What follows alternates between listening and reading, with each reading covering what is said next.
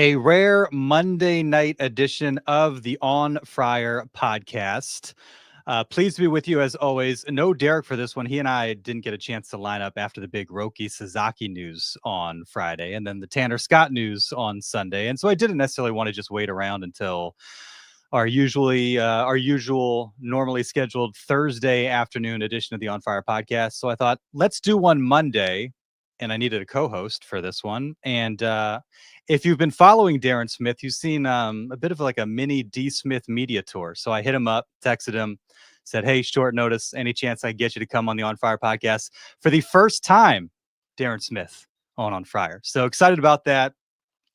Looking forward to catching up with him and then just kind of getting his perspective on what's going on with the Padres, which I always value through the years. And so very much looking forward to this conversation. Thanks to OG's, the sponsor of the On Friar podcast. Appreciate all they do for us and for the NBC7 sports team. No matter what your sport of choice is, OG is a great place to watch games. NFL playoffs this coming weekend, championship games on Sunday, college football wrapping up as we speak. So you won't be able to watch that at OG's for a little while, but maybe some NBA, golf on the weekends, whatever you like. If you're Darren Smith, maybe a little soccer action, some of that. So thanks to OG's, great place to catch games, awesome menu, really good beer list, which I enjoyed. They hooked it up for the football night team our last week, a couple weekends ago. So really appreciate that and all they do for us and the On Friar podcast. Without further ado, the welcome music.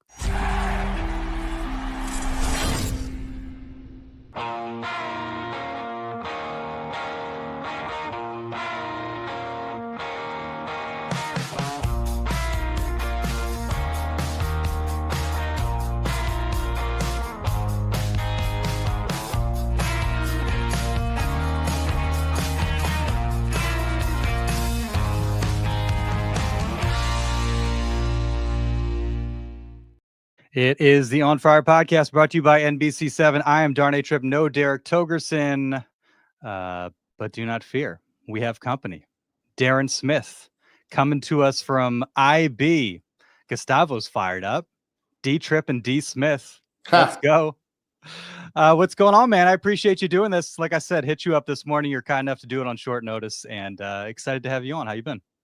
I've been good. Thanks for the invite. You said it was my first time on. It's the first invite, I do believe. So 1 for 1 in that department. And you happen to catch me at a time where, Darnay, I do have some free time on my hands. So I'm happy to be here. It's always a pleasure to chat with you. Thanks so much. And it's been good hearing from you a little bit more often. There was some radio silence for a little while there, and understandably so.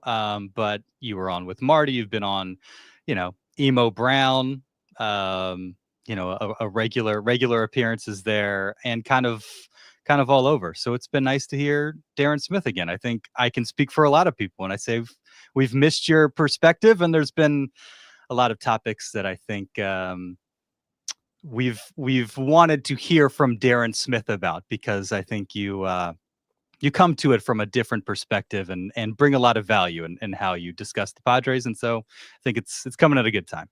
Well, you're too kind. Thank you very much. Hey, it's a new year, so can't hibernate forever.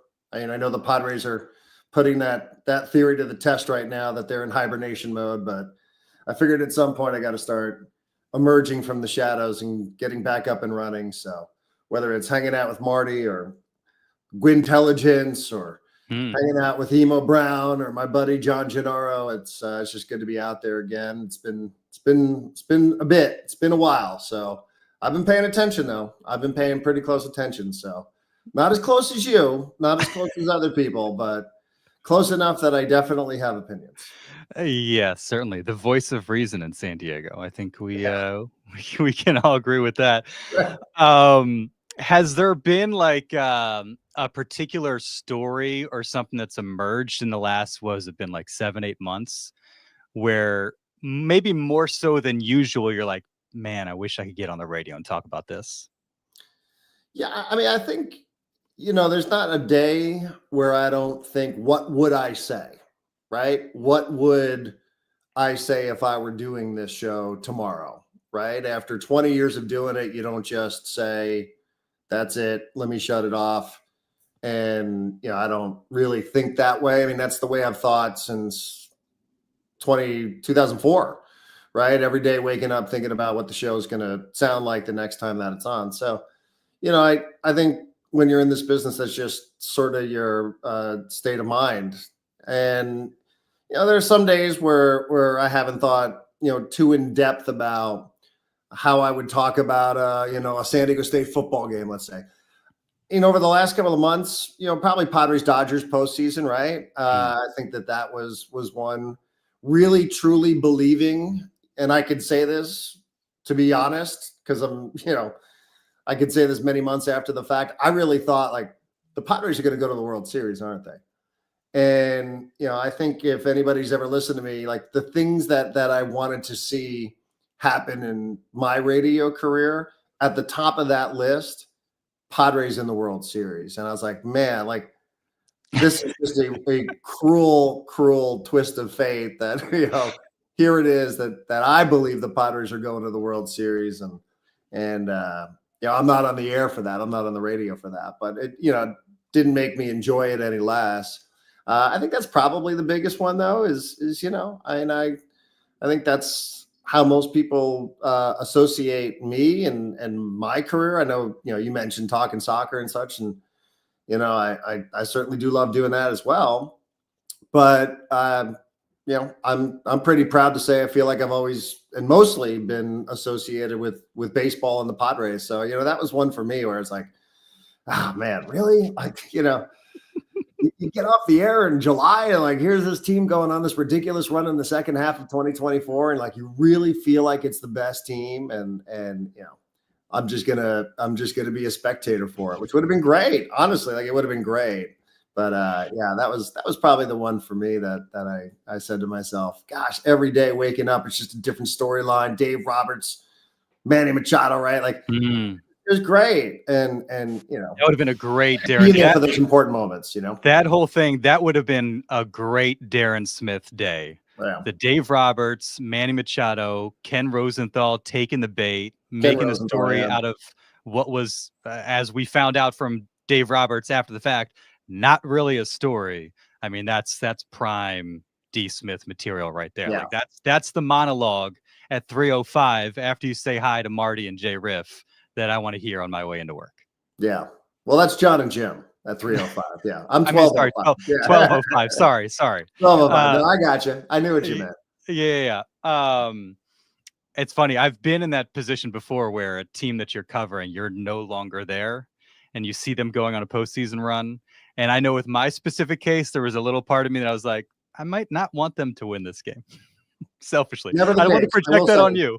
Yeah, no, I will say 100% again. There's no repercussions for me in my life.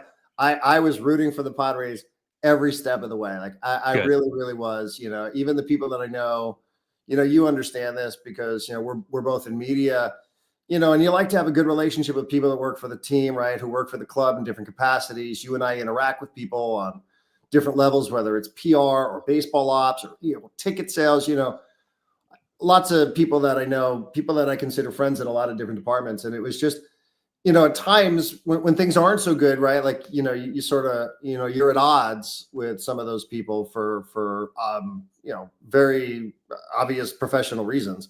But like, this was a time where I just was like so invested in them and their success. Like I really, really wanted, not only, for the fans, obviously, who were incredibly supportive of me and the show for all the years, but also for the people who I've made friendships with. I really I just wanted it so much for them. And, as it turns out, Darnay, it's kind of crazy, right? Like, the storyline was what the storyline was about the Padres doing this for the legacy of Peter Seidler.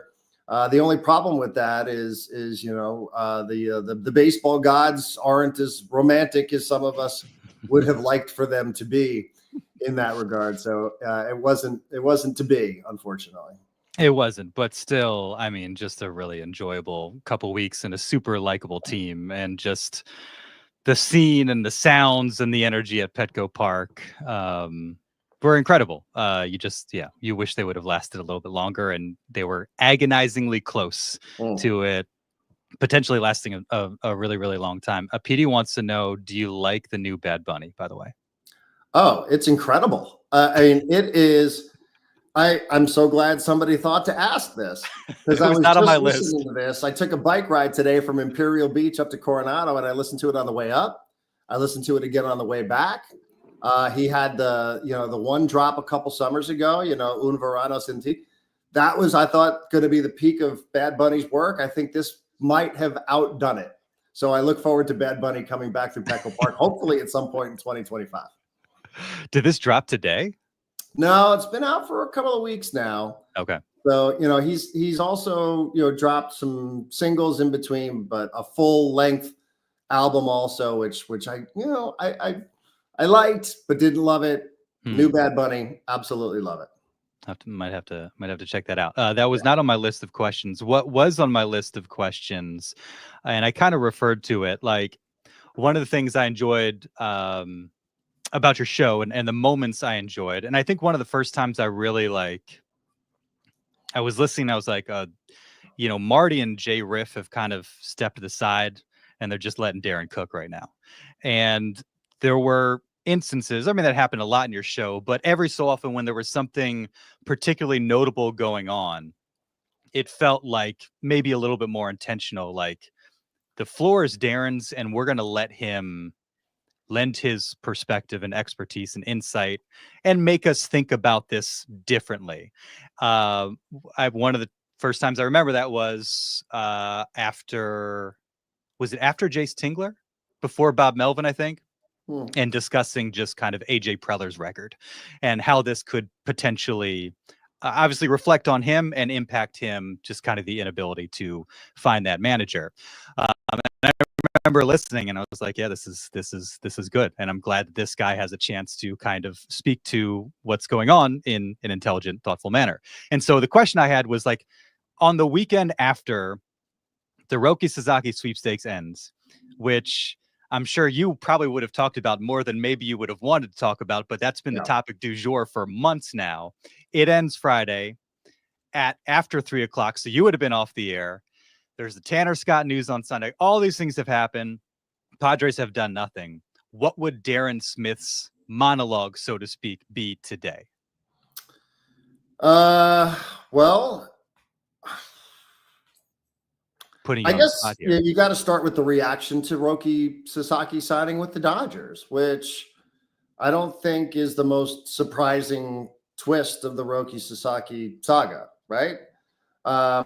I think there's a reason why everybody talked about the Dodgers being the favorites for months. For as long as we've heard the name Roki Sasaki, I think people had started talking about how the Dodgers were the favorites to land him. And I think from that standpoint, it's not surprising news. It's disappointing, right? In San Diego and in other places for myriad reasons, but I don't think it's surprising, other than a couple of reports which inflated optimism in San Diego that the Padres are the perceived front runners at some point, which may or may not have even been true at any stage of the game. I think you probably start with the reaction to him signing with the Dodgers, which does kind of feel like, correct me, maybe you'll agree, maybe you won't. It sort of does feel like an extension of the postseason, doesn't it? Like, it feels like it was, you couldn't undo the postseason series by signing Roki Sasaki, but you certainly could feel worse about the postseason series by not signing Roki Sasaki and seeing him go to the Dodgers. Does that make sense? Completely, yes. Yeah. 100%. And especially since the conversation basically started immediately after that series, it seemed like, and continued on for the months since. Right. And the dynamic is such they faced each other now in the playoffs 3 out of the last 5 years. Yeah. There's always that rivalry. And so, yes, it does feel like a continuation of that. And I think the other part of it is just the reaction. I got to apologize. I'm like getting through a cold, so I might have a cough or two here or there. Oh, it's fine. But I see a lot of, there's a lot of like overarching statements being made about baseball. I see a lot of, and I know that this stuff is anecdotal and I don't know what it represents other than a handful of people on social media, but you see people who who seem to have a level of despair over this. And it's beyond signing Roki Sasaki. It's the system's rigged. The game is unfair. The sport needs to be overhauled. On and on it goes. And, what I hope is that that's not the way AJ Preller feels. I hope that's not the way that the baseball operations department feels. I can't imagine that they were completely blindsided by this.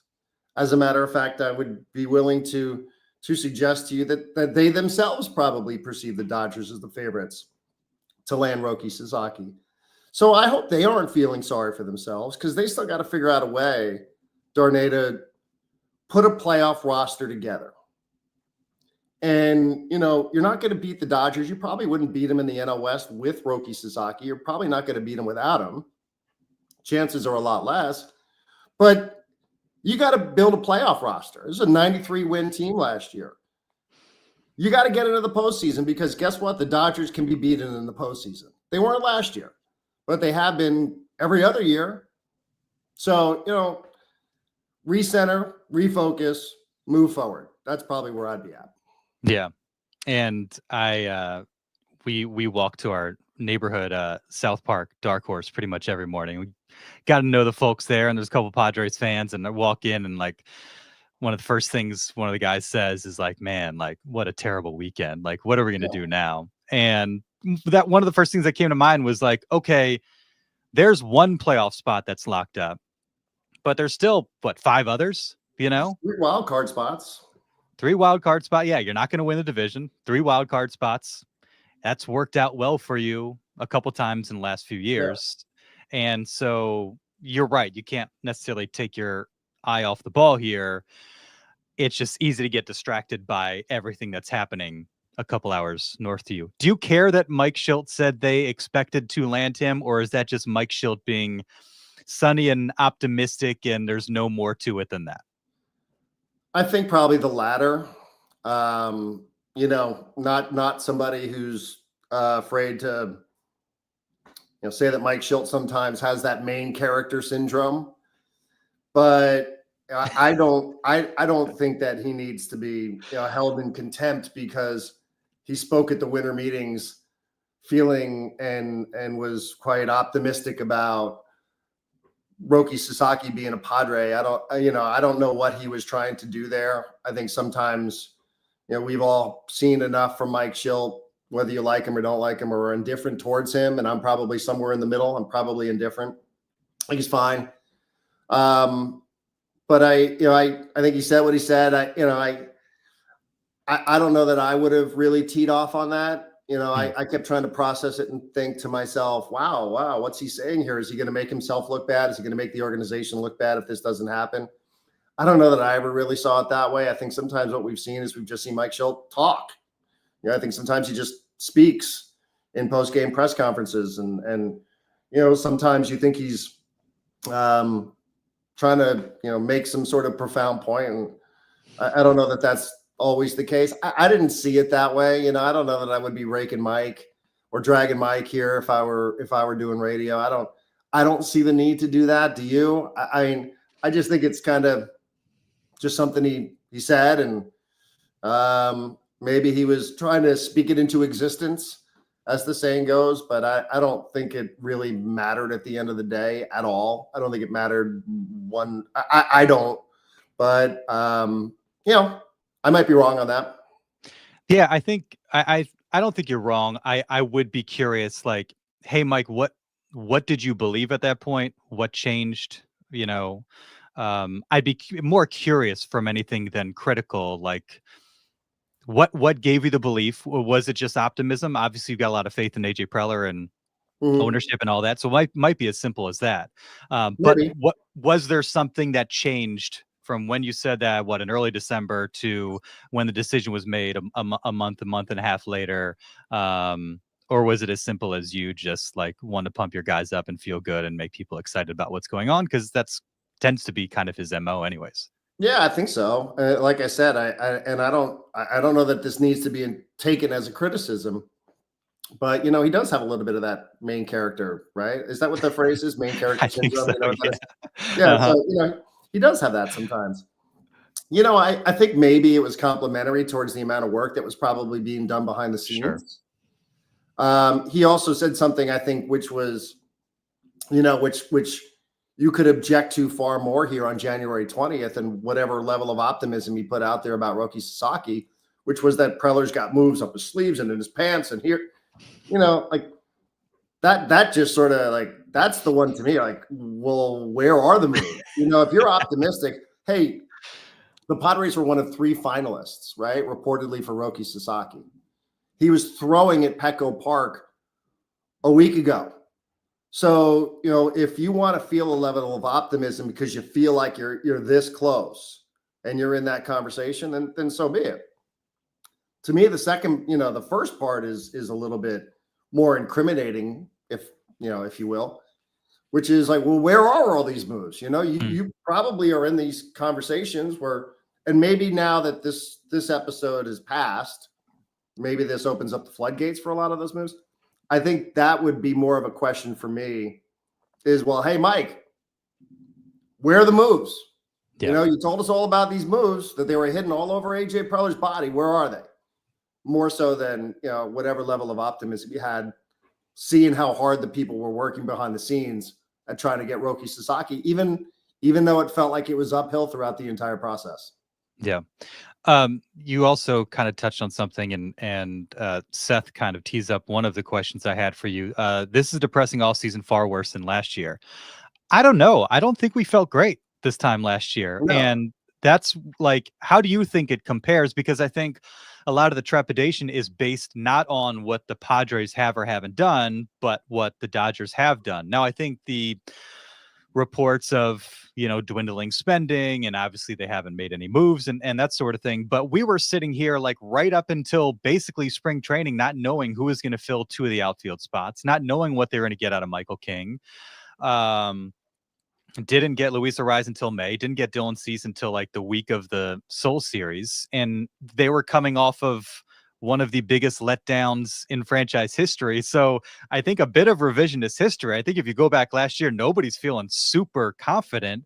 And maybe that's like reason to be hopeful, because once again, they're in the spot, got some roster spots to fill. You know, AJ Preller is going to make some moves, but it worked out marvelously for them last year. So maybe that can happen again.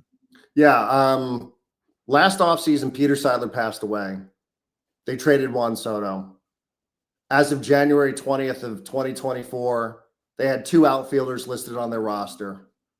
They had a starting staff that was 3/5 full. So I tend to think that a year ago, it felt much more perilous than it does today.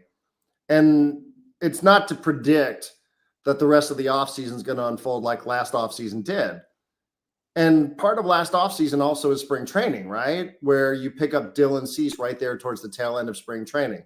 Jackson Merrill earns himself a roster spot. Michael King looks like somebody who you feel really, really good about in the rotation, right? We're going to move forward with this. This feels pretty good. So, you know, I thought about that too when I was trying to think what Darnay was gonna ask here today. Yeah, I mean, we didn't know, a lot of this stuff, like, this sort of stuff. And this is, I think this is where, say what you will about AJ Preller, he certainly has plenty of supporters, and I think he has plenty of detractors. But one of the things I feel safe in saying about AJ Preller is you do know, like, the whole nocturnal, the whole entity there with Preller is always thinking about moving, constant pieces moving. It hasn't felt that way, right? This has been a totally different offseason. And I think it is disappointing that at least the message seems to be, after a 93-win season, that ownership isn't willing to invest in that success. I do feel like that is a disappointing theme of this offseason, for sure. But I have always appreciated that Preller, does have a lot of concepts floating through his mind. And I think sometimes, at times like this, I think I'd rather have AJ Preller and his 1,000,001 different concepts as my general manager than I would a lot of other general managers in baseball facing the kind of circumstances that AJ Preller and his staff are probably facing. Yeah. Speaking of AJ, another topic that you're teeing me up for that just kind of came to mind over the weekend thinking about this and the larger situation, the ownership uncertainty. You mentioned the nocturnal aspect of AJ Preller, and when he had his Zoom with Mike Shildt, and like both those guys so peppy and upbeat and like, talking about, oh, I can't wait to give you a hug when you get back. And it was just such a different vibe than you've seen with AJ Preller and his manager. And I asked those guys, like, okay, we know how things have gone in the past. What's different now? Like, what gives you hope that this will be a long-term partnership? And one of the things that I think AJ said was, Mike is wired very similarly to me, and he's just a baseball junkie. And like you said, AJ's constantly thinking about stuff, and his energy for this is probably much greater than Bob Melvin's in the past. Now he's with an ownership group, at least for the time being, who knows what happens with this lawsuit, that maybe doesn't seem to have the same energy and drive that AJ Preller has, and determination to, at all costs, literally speaking or figuratively, pursue a championship. Part of me wonders, like, if Peter Seidler's gone, his number one supporter and the guy that bankrolled his aggressive approach to the point where a couple years ago, it felt like anything was possible with his team. You don't get that feeling anymore. His guy is sadly no longer with us. Part of me wonders, what is his contract through 2026? If AJ gets to a point where he's like, I'm not feeling it anymore. This isn't what I had. These aren't the parameters, by which I want to do this job. It's been fun, but maybe it's time for change. Pure speculation, but it's a thought that came to mind. Yeah, it's something I thought about, something I've wondered about, because, you're right? There was this symbiotic relationship with him and Peter Seidler specifically. I think it's just too early to really know. Well, I think it's impossible ever to really know what's going on with AJ Preller, but I think it's too early to know because we don't know what the future of Padre ownership is. I don't know anything about any of these Seidler brothers. Outside of Tom, I've never even heard of the rest of them. I don't know if Shildt Seidler's going to stay involved. I sort of suspect that Shildt Seidler and AJ Preller might have that type of connection, right? Because they've been there and they've been through it, both in Peter's immediate universe, right? Like right there, as close to Peter as anybody. So, I think it's probably premature, but, I could see a scenario where if we ever feel like, as Padre fans, and it's starting, you're starting to hear more and more of this, that, it's not about Peter's legacy and it's not about advancing Peter's legacy, then, I think maybe you can say, wow, if you're AJ Preller, wow, this dynamic has really, really changed.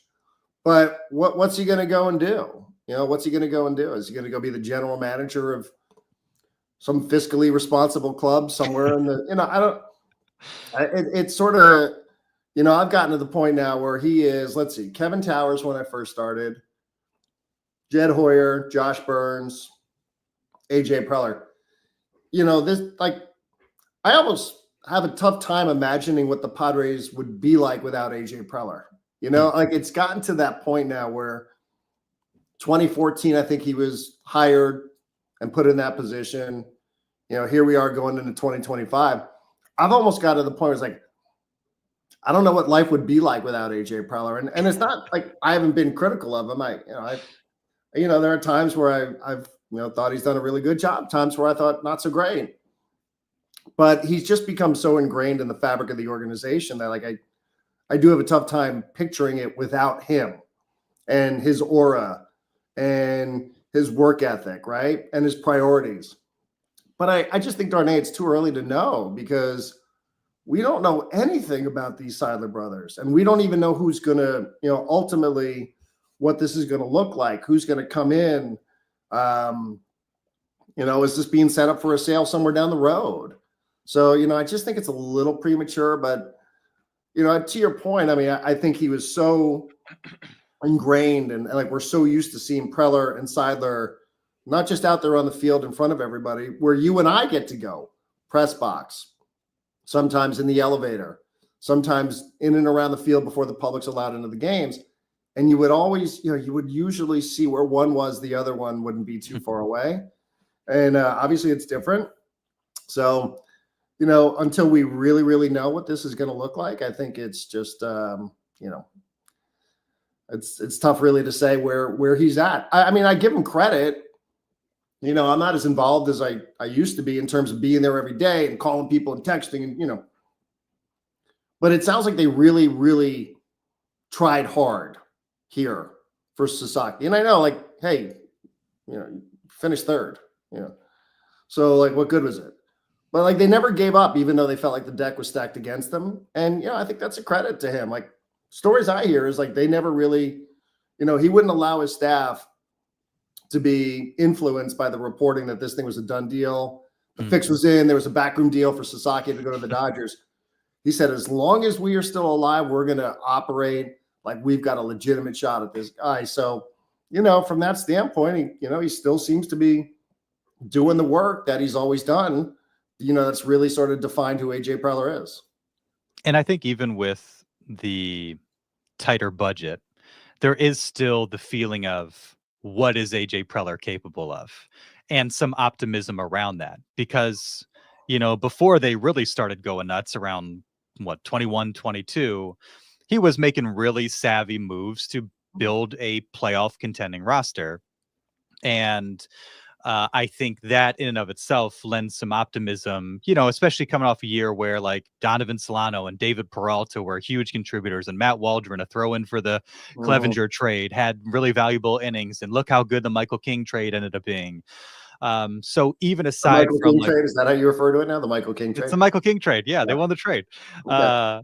They need to re-sign the guy to make sure they really win the trade. I think that's another area of concern now. If you have him as a 2-year rental, then I don't know if you really won the trade anymore. How about just avoiding arbitration with him? That'd be nice. Yeah. And probably a good way to keep the relationship from going sour, as we've seen with other clubs and other, guys like Corbin Burns with the Brewers. By the way, do I have this right? This is the first time the Padres are going to arbitration with somebody since Andrew Kashner. Do I have that right? Well, it's never happened under Preller. And who do you want to pin that on? Just saying. Yeah, well, I don't think it's a coincidence that it's happening at this juncture. When they were $1.5 million apart. Can you imagine in 2022 or 2023 them going to arbitration because they're $1.5 million apart with whoever that would be? So it's it's not great, but he does lend, I think, some excitement. The thing I'm curious about with AJ, just in terms of like what you do with the roster this year, I don't know which way to go, whether you stick with the guys that you have, ride it out for 2025 and see what you can do, or trade Cease, trade Arise, trade Suarez, maybe trade King and see what you can get back.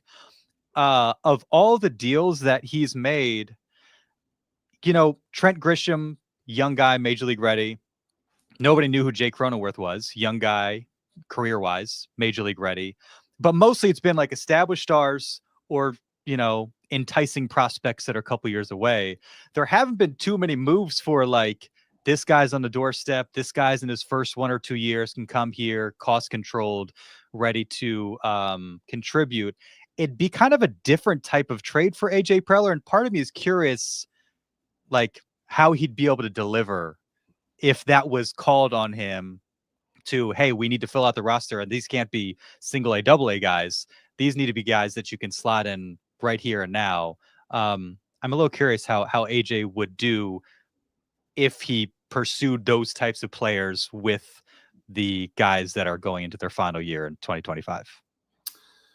Well, I mean, are you saying step back, like take a step back kind of season to take a step forward? Essentially, yeah. And, you retain your core guys being Machado and Tatis and now Merrill and Darvish, obviously the guys under longer term contracts. But then, I think I don't think you would frame it as we're taking a step back. I mean, obviously that would be what's happening, but, could you still do that and, field a team that's capable of winning 80 some wins and potentially getting a wild card spot? I think it's tough. I think it's tough when you look at Manny Machado, another year older. right? Still in the prime window of his career. Xander Bogaerts, I know not a fan favorite. That contract's not a fan favorite. I think he's a decent enough human being. Yeah. But again, in the prime of your career, right? We understand. I think we all agree some of these contracts are probably not going to age all that well. So, I think it's tough to give away prime years when you have players playing like that. I would probably, and let's also, not pretend like AJ Preller might not be GMing for his job. Mike Shildt got a longer contract right now than AJ Preller. So, if you're AJ Preller, it's probably, a sink or swim kind of year for you, or you're going to let him go into his final year as a lame duck into 2026. So, I would like to think that the way the fans are supportive, the way the roster is built, I know what you're saying, maybe give yourself a puncher's chance of finding 84, 85 wins out there. But when I got Manny and I got Xander, and I don't know what my future is going to be with Dylan Cease, and I don't know what my future is going to be with Michael King, and I got Robert Suarez for now. Like, I don't know. I think that's a tough thing to say. Let's call it 20 here and take a step backwards and see if we can plan for 26, 27, 28, especially if you're him and you don't even know if you're going to be here. Yeah. Those kind of seasons, right? Like, I don't know. I think the future is still, this was a 93 win team last year, Darnay. You don't just say this isn't Cleveland where you just, you completely dismantle it. Yeah. I think in San Diego, the way the fans have supported you and how close you were, I still think you got to put it together and put a competitive, put as competitive a team on the field as you possibly can. Yeah. Daniel chiming in. I'll make my conclusions at the end of the 25 season. I think a lot of people thought we were going to be a 500 team in 2024. Yeah. Luis saying, I agree with Darren. If Preller's hands are tied because of ownership or the budget, then it's a colossal waste of Preller's talent. And part of it, to your point, is messaging to the fans, right? Like, they especially the way they rode with this team in 2023 when they had no business riding with this team as hard as they did in 2023, given the way that season went, and even 2021. They have been like over the top in their support of the Padres. And I think part of that is not just the players on the field, but it's what the franchise stands for and the messaging. And the messaging during those years came from Peter Seidler. Yeah. And was a certain type of message. The Padres. It was the decade of the Padres. What all of a sudden now in 2025 we're going to go, except for this year. This 1 year, doesn't work that way. And you just have a real chance of losing that support that you've enjoyed and that has, obviously been very profitable for the club and all that. They're in dangerous position there. Did you see the Ken Rosenthal, I think, piece? Dennis Lin, others in The Athletic contributed, talking about kind of the behind the scenes of Sasaki. Yeah. And one of the notes that they said was the Dodgers did tout their stability and did so in contrast to what's going on with the Padres. And I think there's a Dodger fan in the chat saying, hey, thanks, Shildt Seidler. You kind of, open the curtain to everything that's going on there. That was, if that really was a card that they played, that's tough. Now, from Shield's standpoint, if you can't just let it ride for a few more weeks because wheels are going to turn with John Seidler being the control person, then you have to be understanding from her standpoint, but timing's tough. It was, and it was always going to be tough. I think stability is something that the Dodgers could have preached regardless of ownership here, because they're in the postseason every friggin' year. So I think that's the kind of, I don't know, was Rosenthal taking some liberties there? Did they really sit Roki Sasaki down in a room and say, you have the opportunity to go to the Dodgers. You can go and you can play with Shohei Ohtani, and you can go and you can play with Yamamoto, Mookie Betts, and, all these guys, and the tiebreaker is, hey, there's like a legal situation going on down there. The Roki Sasaki's probably like, what? What? I don't know. What are you talking about? Yeah. If anything, he was probably turned off by having to throw a bullpen session on a rodeo pitch. What was that? Come on, get it together. So that was an awful look. But I don't know. I mean, then why were the Blue Jays considered a favorite? Right? I mean, the Padres got singled out in that piece, and I'm loath to feed into the anti-Ken Rosenthal sentiment, although I will say Ken's even lost me here recently. But he lost me a lot during the postseason. Some of the stuff is it's not my definition of journalism. And the Blue Jays are owned by a corporation. They may or may not trade Vladimir Guerrero Jr. So, they were a favorite. I don't know. I don't know that it worked against the Padres. I think more so, if we're going to speak in the hypothetical, Darnay, I think more so than anything else, I just think how Peter would have been involved and would have been a positive influence throughout this process.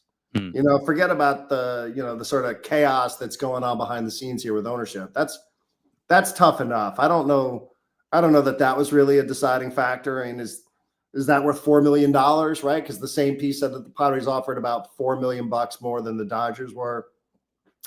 I think at the end of the day, there's a reason why everybody predicted from day one that the Dodgers were going to be the landing spot for Roki Sasaki. I don't know that we need to overthink this, but I think Peter would have helped.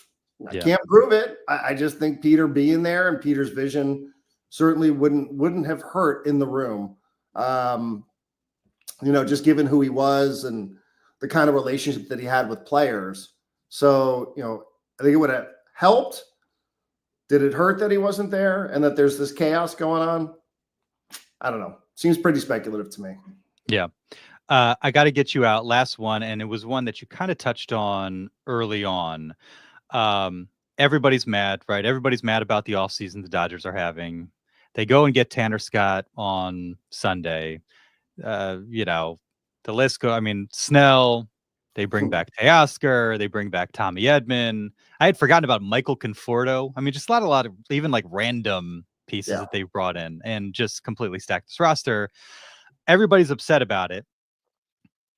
From your standpoint, should we be most upset at the Dodgers for stacking the roster, players for, hey, I don't want to beat these guys, I'm just going to go with them, get what's perceived to be an easy championship, the money that comes with it, Major League Baseball for, not giving more of a structure in terms of a salary floor, salary ceiling, that sort of thing. There's the broadcast, TV deal issues that keep there from being a balanced playing field, or the Padres for, now having ownership that is not as aggressive as they were before. I think it's very easy for us to channel our frustration towards the rival team and towards the players that are deciding to play for that rival team. And I know that the fan base is frustrated with ownership. Maybe that should be more the way it's directed, because again, if you go back a few years, this might all be happening, but you would at least feel better about the Padres' chance of arming themselves, more so than what they've been doing now. Yeah, I think I agree with your point. I mean, I think for me, because it's not like anything's going to change between now and the start of the season. So to sit around and complain about the economics of the sport that have been the way they've been for as long as baseball's been around, I don't think that that's a good use of my own personal time.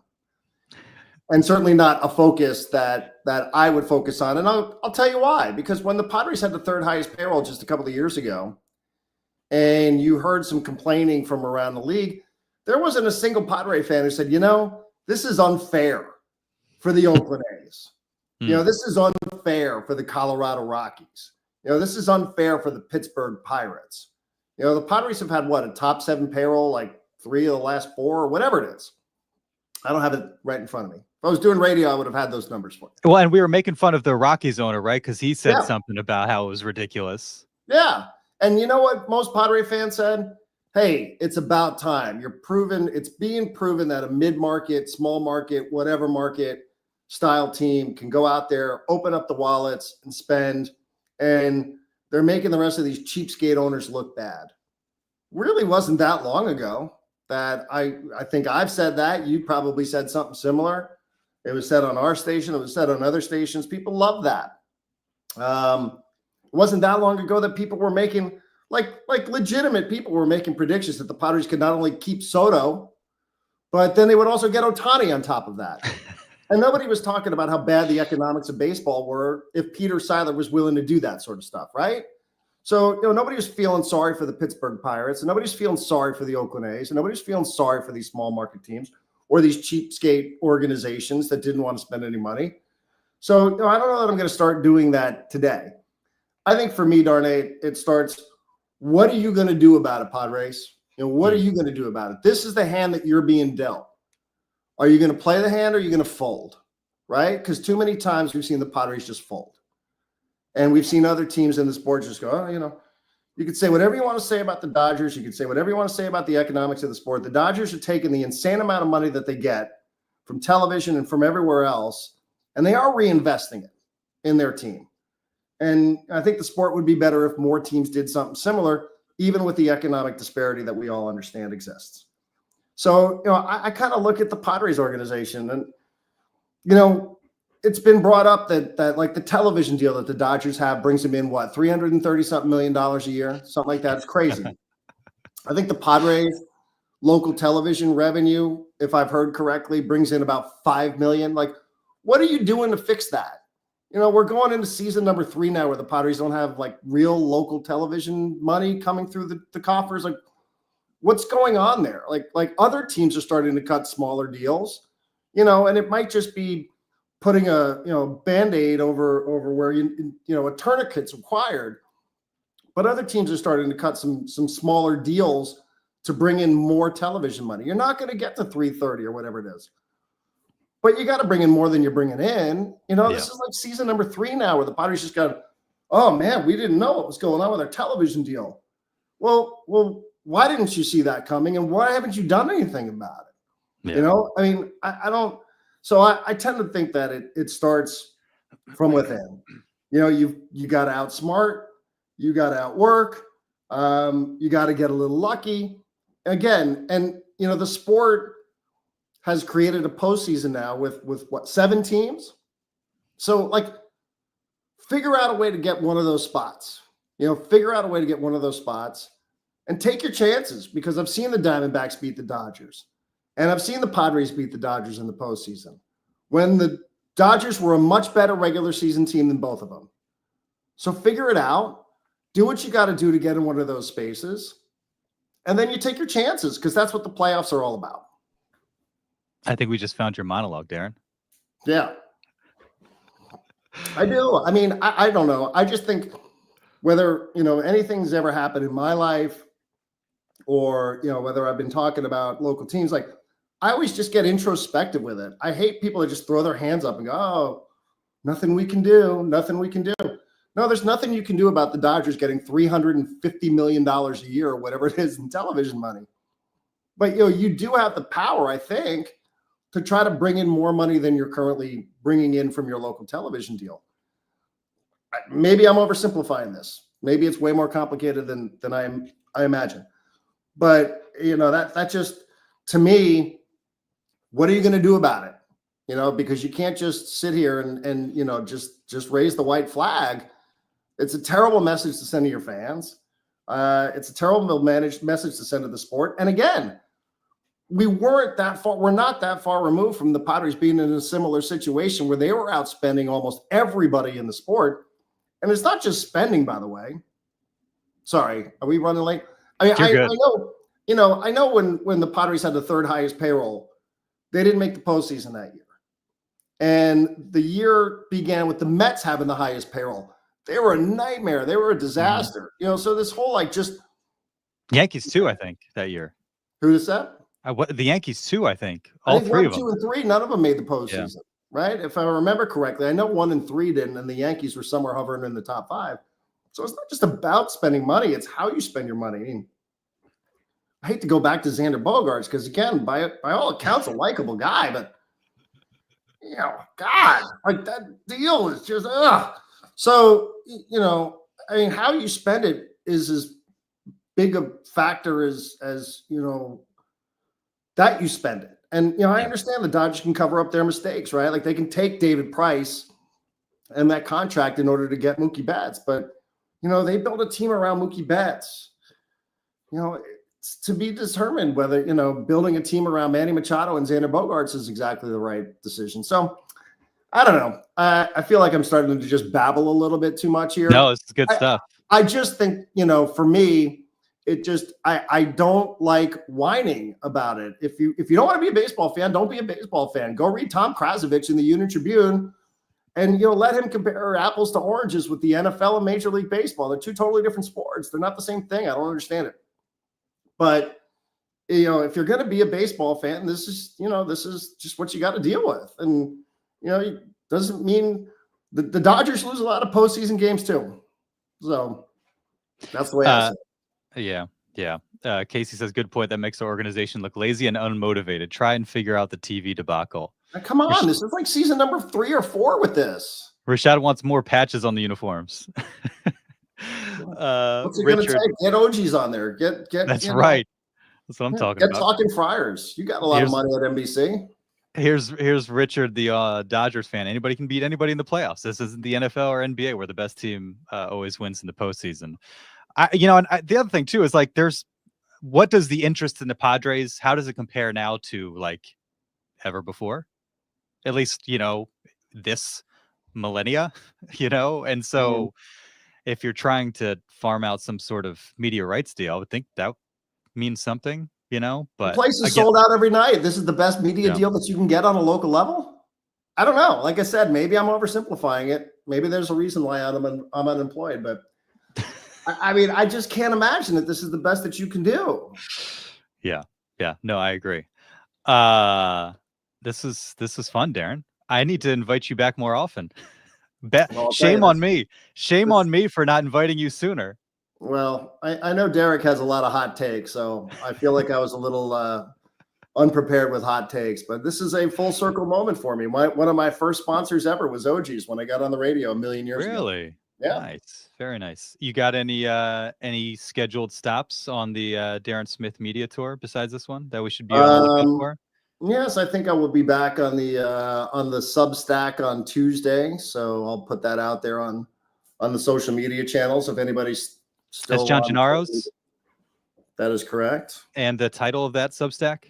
I don't know what it is, actually. I don't know if it has a title. That's just two unemployed guys kicking it on a microphone. It's a good listen. I enjoy those. Try to stay relevant. Yeah. Well, I appreciate you doing this. Thanks for the invite. Thanks for taking it on short notice, and excited for whatever is to come, and any opportunity to hear you wax poetic about the Padres or trips to Mexico, San Diego FC, whatever's going on. Life in IB, all the above. Thanks, dude. Thanks, man.